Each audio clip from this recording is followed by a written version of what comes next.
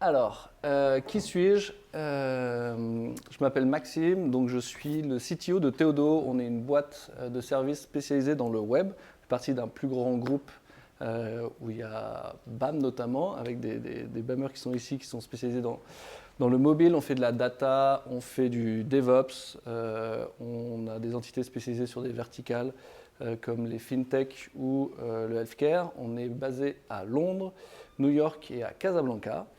On est en croissance, on recrute, donc si ça vous intéresse, n'hésitez pas à nous pinguer à la fin. Enfin, me pinguer, parce que j'ai dit nous, parce que Charlotte fait partie aussi du groupe.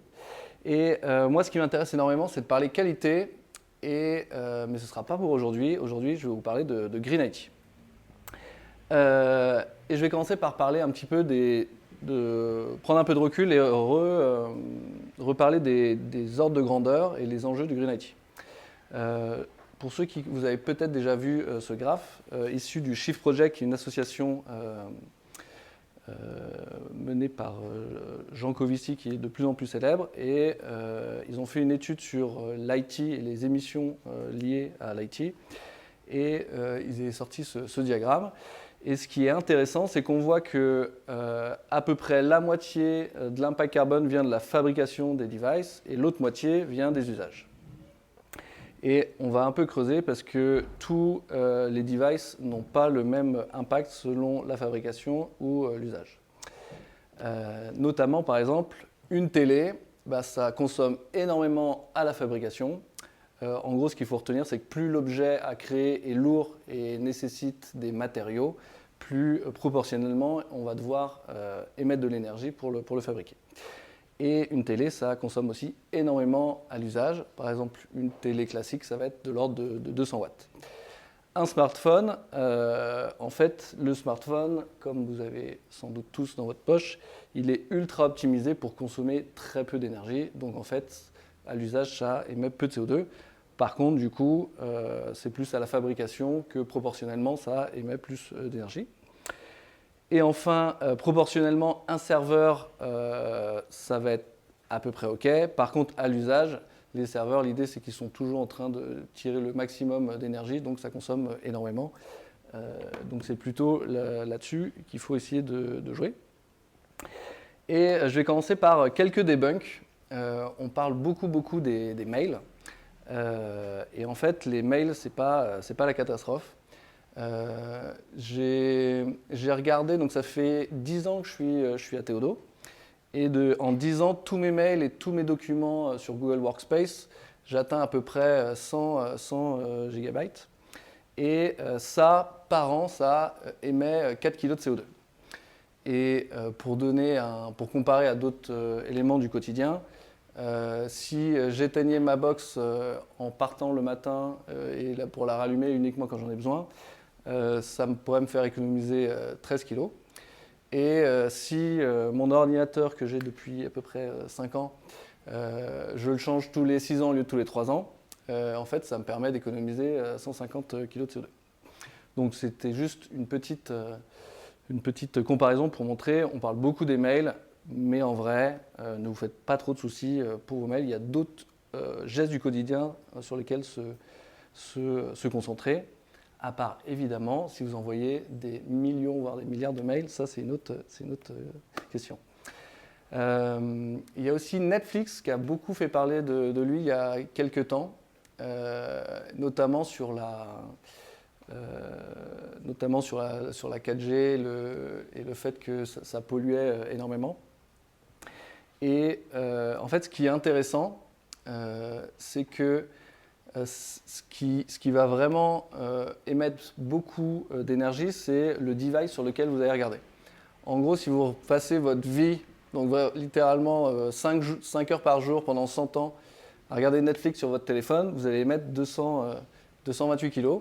Par contre, si vous le faites sur une télé, pas en HD, ça va être 1 tonne 3 environ. Et si vous faites la même chose en 4K, ça va être un peu moins de 200 kg en plus. Donc en gros, quand vous entendez « Ah, la 4K, ça va être horrible », en fait, c'est pas ça qui joue, c'est le device. Donc si vous regardez Donc vous pouvez déculpabiliser et regarder Netflix sur votre téléphone, ça va, c'est mieux que de regarder je sais pas quoi, n'importe quoi sur votre télé. Si vous devez choisir, vaut mieux faire ça.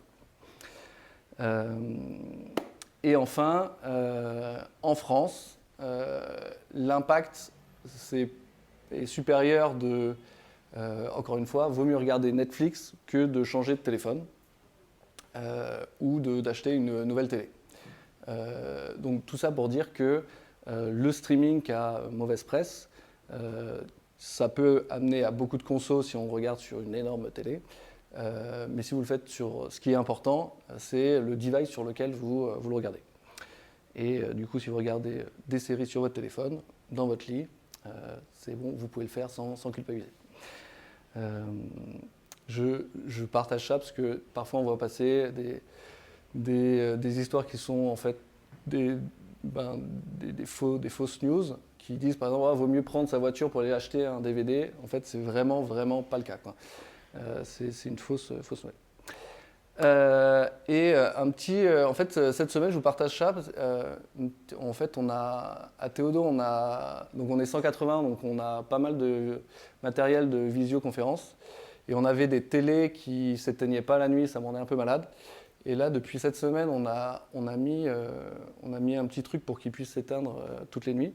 Et rien qu'en faisant ça, ça va économiser 3 tonnes de CO2 par an. Donc c'est pour vous redonner un autre argument sur le fait de, si vous avez des télés dans vos bureaux, c'est cool de les atteindre en partant, ça consomme à fond. Donc du coup, pour les smartphones, donc du coup on est des développeurs, enfin, j'imagine qu'une partie d'entre vous sont des développeurs. On ne peut pas trop jouer sur les télés, généralement on va jouer beaucoup sur les sites web ou les applications web. Du coup on va pouvoir avoir des impacts sur la consommation au niveau des smartphones et des serveurs. Et pour les smartphones, en gros vu que l'objectif c'est de limiter le renouvellement des téléphones, un des triggers habituels qui fait que les gens changent leur téléphone, c'est quand leur expérience, quand ils vont sur des sites, quand tout est un peu trop lent. Il y a aussi la batterie, mais si on enlève la batterie, l'autre argument c'est « Ah, c'est lent, mon téléphone est trop vieux, il faut que je le change ». Donc ce qu'on peut faire en tant que développeur, c'est de faire des sites rapides pour que les gens n'aient pas envie de changer de téléphone. Et également que les vieux téléphones puissent être utilisés plus longtemps par d'autres gens qui sont un peu plus patients que nous au moment où on change de téléphone. Pour ça, il y a plein d'outils, vous en connaissez sans doute. Nous, on utilise beaucoup Lighthouse, qui permet d'avoir un score et de voir un peu les défauts et où sont les ralentissements sur une page.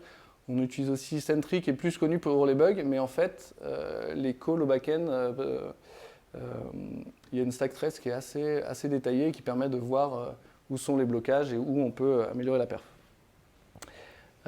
Ça, et je vous partage aussi une amélioration qu'on a fait pour un de nos clients qui est Dior. Donc on a amélioré la homepage de Dior et on est passé un temps de chargement d'environ 8 secondes à environ 3 secondes en faisant quelques changements dans le code React. Et grâce à ça, ça contribue à améliorer l'expérience des gens sur leur téléphone et donc de rejoindre le mouvement pour un Internet plus rapide et pour faire en sorte que les gens changent moins de téléphone.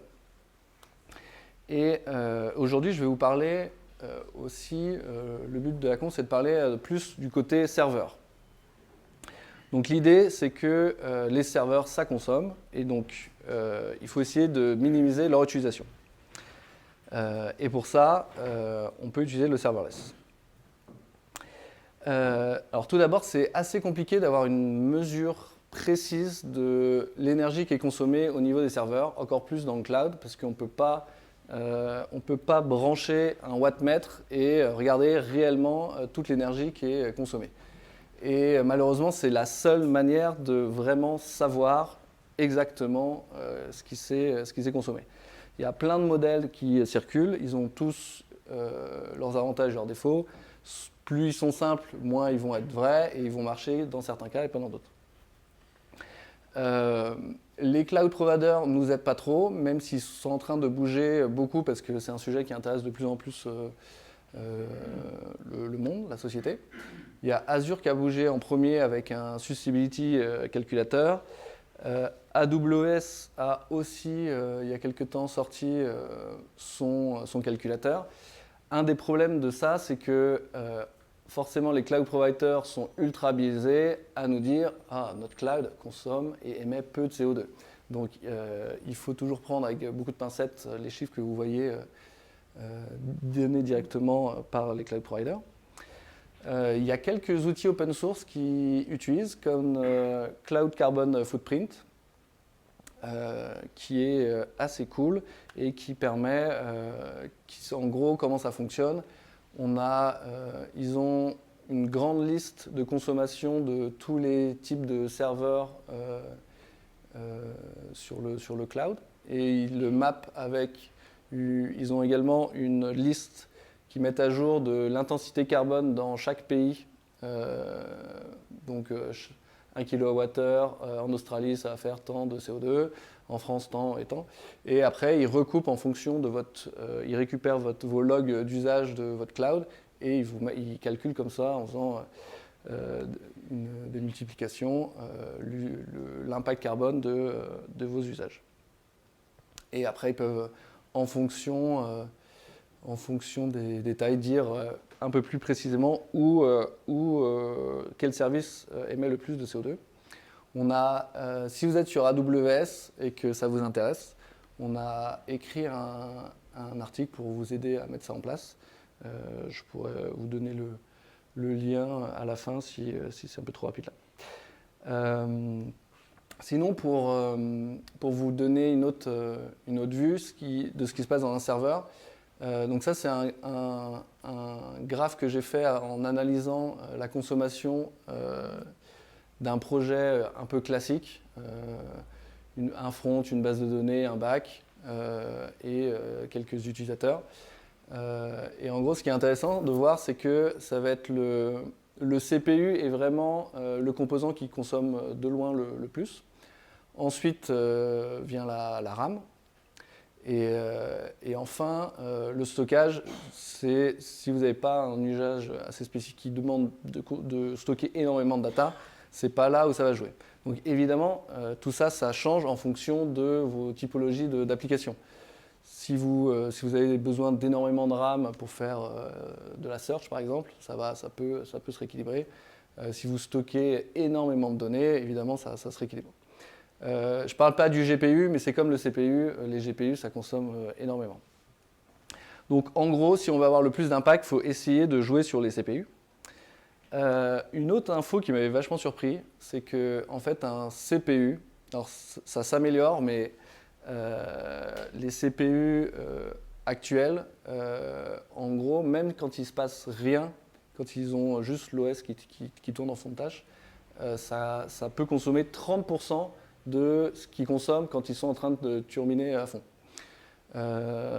Et donc ça a un impact, c'est que en fait, le but du jeu, c'est de réduire le nombre de CPU allumés, parce qu'il y aura toujours cette marge, ce gaspillage au début qui consomme pour rien. Alors, Intel est en train de s'améliorer vachement sur ce point. Et les processeurs ARM, c'est moins le cas, mais ça reste vrai sur une large partie des processeurs aujourd'hui. Et donc du coup, un des buts du jeu, c'est de faire en sorte que s'il y a des CPU qui sont allumés, il faut essayer de répartir le maximum la charge sur ces CPU allumés pour en réduire le nombre total. Et donc, c'est un peu ce qui s'est passé dans les 10 dernières années. Ça, c'est un autre graphique qui m'a énormément surpris quand j'ai commencé à travailler sur ce talk. C'est un graphique de l'Agence internationale de l'énergie qui montre que, en gros, depuis 10 ans, la somme des consommations des data centers dans le monde, elle est quasiment stable. Ça a pris 10% environ, jusqu'à 2019.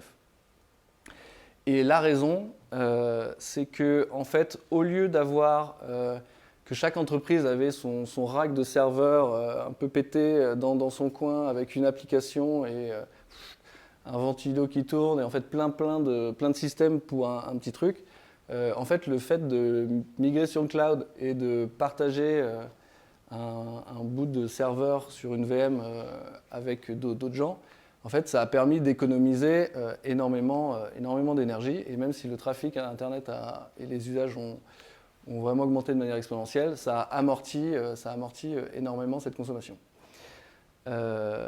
Et donc du coup, le passage de j'ai mon serveur chez moi à j'ai mon serveur dans le cloud, ça a permis un gain. Et après, il y a mon serveur, je le mets sur des VM ou sur d'autres services managés, ce qu'ils appellent dans le graphique hyperscale, permet encore une fois de gagner en efficacité, et ce qui amène à une courbe qui est à peu près flat.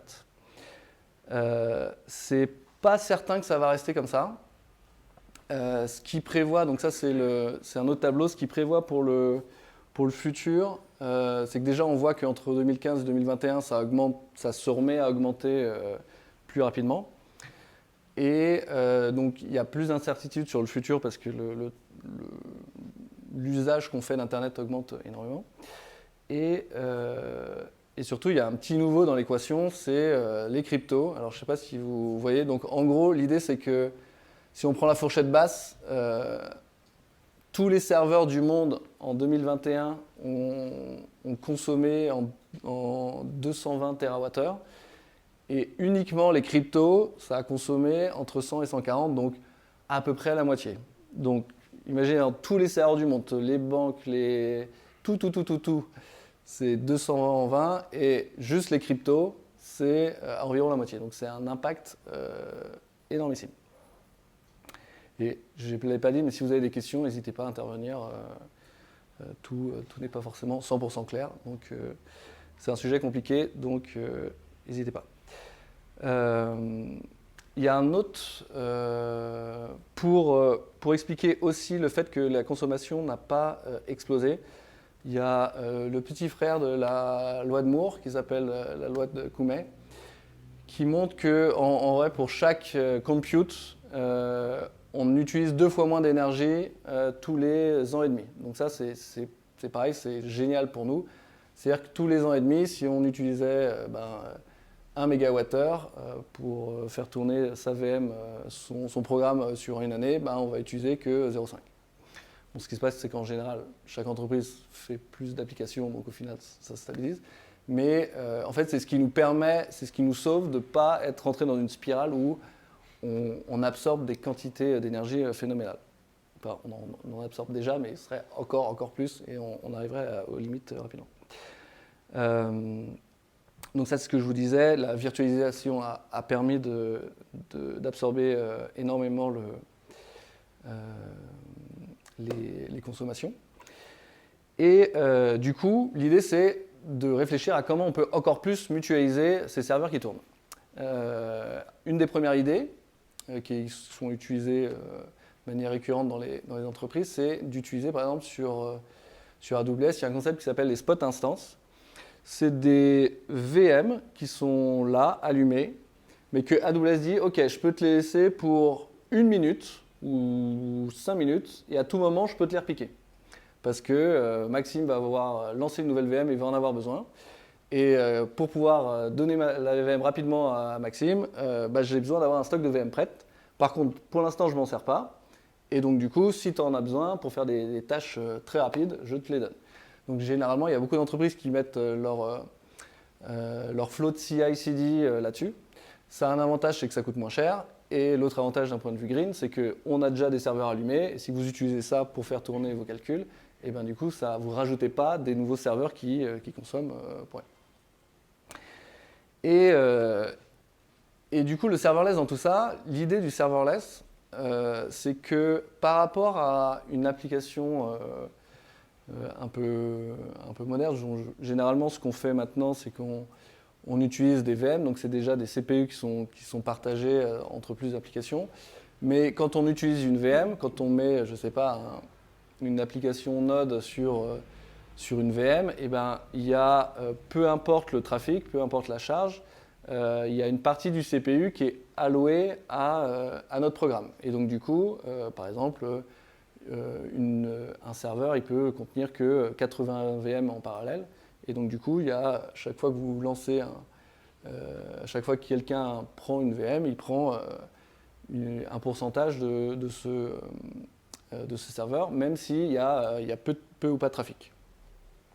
L'idée du serverless, c'est différent, c'est qu'il n'y a aucun CPU qui va être alloué au programme. Et donc du coup, ce qui se passe, c'est que les cloud providers ont un programme intelligent qui fait que ils vont dispatch le programme que vous voulez faire tourner sur plusieurs serveurs, et dès qu'il n'y a plus besoin, ils réduisent à zéro, et donc du coup, il n'y a jamais un CPU qui est bloqué uniquement pour votre programme. Et donc ça permet de mutualiser énormément les programmes, parce que en gros, ils vont gérer à notre place le fait d'allouer des serveurs en fonction de ce qu'il y a besoin.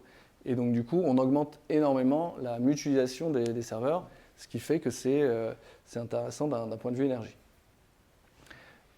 Comment on y arrive? Donc il y a ce qu'on appelle, vous avez peut-être entendu parler des lambda sur AWS, il y a les fonctions, c'est Azure Function, et sur GCP, je crois que c'est fonction aussi, je ne sais pas si quelqu'un sait, Cloud Function. L'idée, c'est de mettre des bouts de code. Donc, c'est un service où vous mettez. Généralement, l'idée, c'est de mettre pas toute une application, mais un petit bout de votre code. Et vous avez comme ça, par exemple, pour une application classique, vous allez avoir, je ne sais pas, une vingtaine de lambda qui auront chaque lambda correspond par exemple à une URL et qui vont faire une action précise métier. Et il y a aussi tout ce qui est service natif des cloud providers, où là c'est pareil, vu que c'est un service managé, ils ne disent pas « Ok, bon, bah, mon service d'authentification Cognito, je vais dédier un serveur à l'application de Maxime. » Non, c'est un service qui est mutualisé avec tout le monde.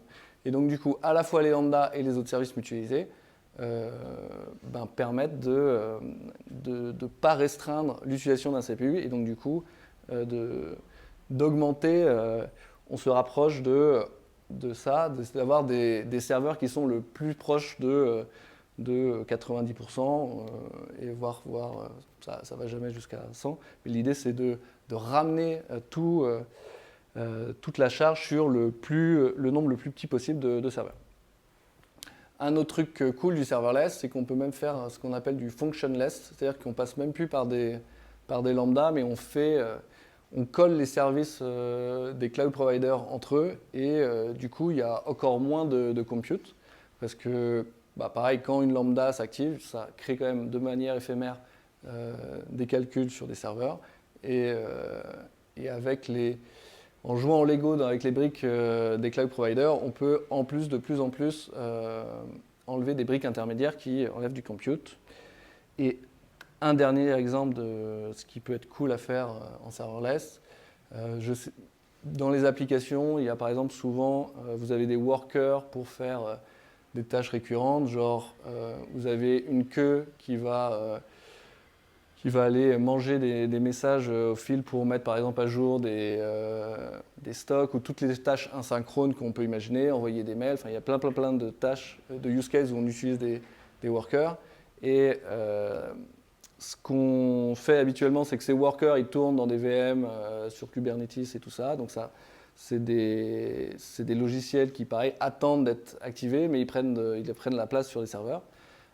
Alors que en serverless, ce qui se passe, c'est que vous pouvez dire « Ok, j'envoie un événement dans ma queue, et uniquement quand il y a cet événement, j'ai une lambda qui va se déclencher, donc un code éphémère qui va prendre le message et l'exécuter, et ensuite la lambda, elle redisparaît, donc du coup ça ne prend pas de place il n'y a pas un serveur qui tourne dédié à la lambda, et elle redisparaît. Donc d'un point de vue green, c'est très cool. L'autre avantage, c'est la scalabilité. Le serverless, ça scale énormément, ça s'adapte complètement à votre trafic. Donc si vous avez énormément de trafic, ce qui se passe, c'est que le cloud provider va dispatcher le code sur plein de serveurs différents, et va faire exécuter votre code sur de plus en plus de machines pour absorber la charge. Et dès que la charge redescend, il rekill les serveurs petit à petit. 24 minutes, je suis pas mal. Et la dernière info que je voulais donner pour réduire l'impact carbone de vos serveurs, ce qui joue aussi énormément, c'est l'intensité carbone des pays. Donc là, je vous ai mis un screenshot d'un site qui s'appelle Electricity Map. Alors juste par hasard, qui connaît Electricity Map dans la salle? Pas beaucoup. Donc, si le sujet de l'écologie vous intéresse, c'est un super site, vous pouvez sortir vos téléphones et aller dessus, c'est à peu près mobile friendly. En gros, c'est un site qui met la carte du monde et notamment de l'Europe, il y a des zones où on n'a pas la data, où en temps réel, on voit l'intensité carbone de chaque pays. Donc là, si vous sortez, vous pouvez regarder. Et en fonction de l'intensité carbone, ça donne aussi le mix énergique d'électricité, par quel moyen le pays crée son énergie et l'intensité carbone de chaque pays. Et en fonction de ça, vous pouvez voir en direct si en ce moment ça consomme ou pas. Et c'est notamment sur ce genre de data qu'il y a de plus en plus de services qui vous disent, je ne sais pas, vous avez peut-être vu passer, c'est la météo CO2. Il y a des applications qui disent la météo CO2. Donc c'est demain matin, attention, lancez pas votre machine à laver parce que on va allumer toutes les centrales à gaz en France et donc du coup ça va consommer vachement de CO2. Par contre l'après-midi, il prévoit beaucoup de vent. L'Allemagne va produire à fond et là pour le coup ça va être on va éteindre toutes les centrales et vous pouvez y aller à fond, quoi. Donc du coup tout ça, il y a des données publiques pour savoir à quel moment on peut consommer plus ou pas. Et pour nous, l'inconvénient, c'est que nos applications, ils doivent être généralement disponibles tout le temps. Et donc, du coup, ce qui fait le plus de sens, c'est de regarder l'intensité au niveau d'un pays. On a beaucoup de chance. En France, en Europe, on fait partie des pays avec le moins d'émissions de CO2 par kilowattheure. Je vous ai mis un peu les concurrents sur AWS. Généralement, c'est plus le cas, mais la région France d'AWS n'existait pas il y a quelques temps, donc il y a encore quelques applications qui sont soit en Irlande, soit en Allemagne, soit au UK. J'ai mis US, mais je crois que c'est UK. Bon. Et donc du coup, la bonne pratique, c'est si vous pouvez mettre vos serveurs en France, c'est une super idée. Et voilà. Et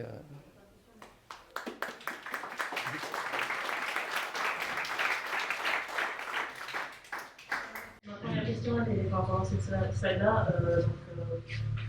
Supposons qu'un mec aux US se dise ouais, la France c'est vachement bien, je vais faire retourner mes jobs en France, mais tu as quand même un coût qui est lié au transport de la data. il y a un coût réseau. Effectivement, je parle pour nous parce qu'on est en France et donc du coup ça fait vraiment beaucoup de sens de mettre le serveur en France. Il y a un trade-off. Le coût réseau, il est vraiment dur à calculer. Si on revient sur l'IEA, en gros, ce qu'ils disent, c'est qu'il y a autant de coûts de data transmission du réseau que de compute. Donc oui, ça joue quand même. Et après, il y a beaucoup de débats sur comment on calcule ça. Mais oui, le bon sens, c'est d'essayer de limiter le réseau. Et après, par exemple, si on est en Allemagne et qu'on peut mettre son serveur en Suède, il y a des fois où ça fait quand même plus de sens parce que pour le coup, les pays nordiques, c'est vraiment, ils ont un max d'hydro, donc ça permet d'avoir une électricité peu carbonée. Mais oui, l'équilibre est dur à trouver dans ce cas-là. Mais quand on est en France, il n'y a pas de question à se poser. Essayer de prendre les serveurs en France, c'est sûr. Deuxième question, je connais absolument rien en crypto, mais je me dis, c'est une VM qui tourne quelque part, c'est un job qui tourne quelque part.